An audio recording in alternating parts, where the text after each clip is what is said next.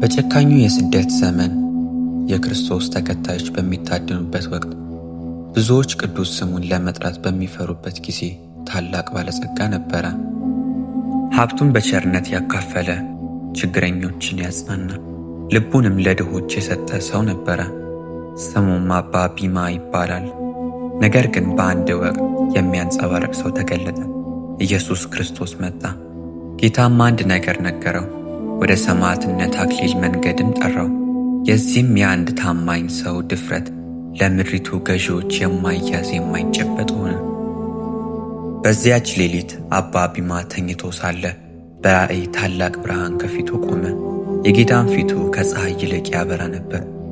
ጌታችንም እንዲህ አለው፣ ሰላም ላንተ ይሁን፣ ወደ ገዢው ሂድ፣ በስሜም በግልጥ እመን፣ የክብር አክሊል አዘጋጅቼልሃለሁና አለው። ጠዋትም በሆነ ጊዜ አባ ቢማ ከምንጣፉ ተነሳ። ነገር ግን እንደ ቀድሞ ሕይወቱን አልቀጠለም። ይልቁንም ያለውን ሀብት ሁሉ ሰበሰበ፣ ብርና ወርቁን፣ ያለውንም ጥሪት ሁሉ ለድሆች፣ ለተራቡት፣ ለተቸገሩትና ለተጠሙት ሁሉንም ነገር መጸወተው። ልቡ ከምድራዊ ሀብት ይልቅ በላቀ ነገር ላይ አርፎ ነበርና። ከጸሎት በኋላ ከቤቱ ወጥቶ አውራግላኖስ በሚባለው ገዥ ፊት ቆመ። ገዢውም ባየው ጊዜ ወዲያውኑ አወቀው። አባ ቢማ ተራ ሰው አልነበረም፣ የምድሪቱ የተከበረ አለቃ ነው። ገዢውም እንዲህ አለው፣ ቅዱሳት ነዋያ ቅድሳትን አምጣ፣ ለአማልክትም ሰዋ አለው። ነገር ግን አባ ቢማ ጸንቶ ቆመ፣ በድፍረትም መለሰ፣ ከእኔ ነዋያ ቅድሳትን ልትጠይቅ መብት የለህም። ለርኩሳን አማልክትም አልሰግድም፣ ትእዛዝህንም አልቀበልም። እኔ የማመልከው ሰማይና ምድርን በውስጣቸውም ያለውን ሁሉ የፈጠረ የሕያው የእግዚአብሔር ልጅን ነው አለው። ገዢውም ይህን ቃል በሰማ ጊዜ በቁጣ ተሞላ።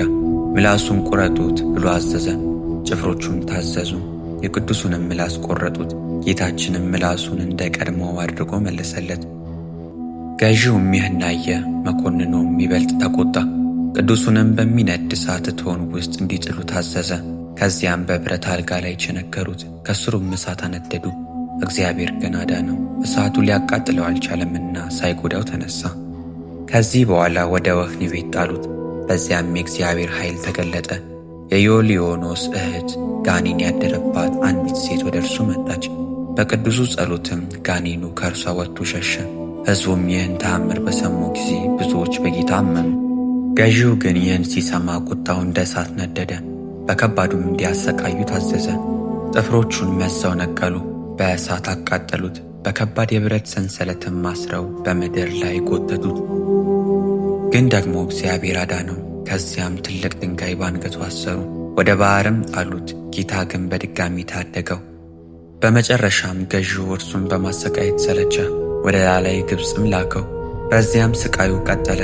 በዚያም ሰቀሉት፣ በታላቅ የብረት ምጣድም ላይ አጋደሙት። ከስሩም ኃይለኛ እሳት አነደዱ። ነገር ግን አሁንም ጌታ ተገለጠለት፣ ከእሳቱም አዳነው። ጌታም እንዲህ የሚል ቃል ኪዳን ገባለት፣ ስምህን የሚጠራ፣ መታሰቢያህን የሚያደርግ፣ ገድልህን የሚጽፍ ወይም በስምህ የሚመጸውት የዘላለም ሕይወትን እሰጠዋለሁ። በመጨረሻም ንጉሡ ቅዱሱን በማሰቃየት በቃኝ አለ። የመጨረሻውንም ትእዛዝ ሰጠ፣ ራሱን በሰይፍ ቁረጡት አለ። በዚያም ታማኝ የእግዚአብሔር አገልጋይ አባ ቢማ በሰይፍ ተሰየፈ። በዚያችም ቅጽበት በመንግሥተ ሰማያት የሰማዕትነት አክሊልን ተቀበለ። ሁሉን ነገር የናቀው ያ ሰው ማንም ሊቀማው የማይችለውን ጸጋ ተቀዳጀ። ይህ የአባ ቢማ ድል ነው፣ ከዚህ ዓለም ግብ ግብ ያልሆነ ድል። ይህ ታሪክ ይጠቅማል ካላችሁ አብራችሁኝ ቆዩ። ምክንያቱም ገና ያልተሰሙ ብዙ ታሪኮች፣ ያልታዩ ብዙ የቅዱሳን ገድሎች ሊተረኩ ተራቸውን ይጠብቃሉ።